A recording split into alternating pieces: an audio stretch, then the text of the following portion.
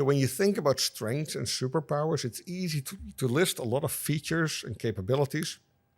But to create really powerful positioning that will also allow you to create great messaging, to build great content, you need to force yourself to describe the benefits of a certain feature for your clients, right? Not just list, hey, this is what we're able to do.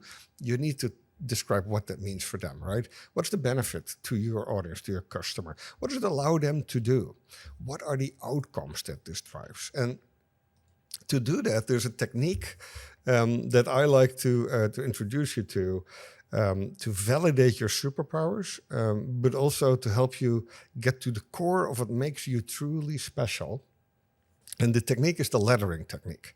So this is a common instrument in brand positioning and user experience research. I think it was invented somewhere in the 60s or 70s, in product design.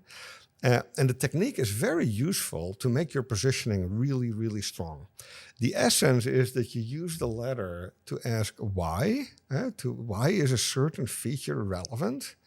Does this, not only help you find the real benefit or the outcome, but it can actually help you understand what your audience really cares about. So using the lettering technique, you step up the ladder that's on the left of this picture.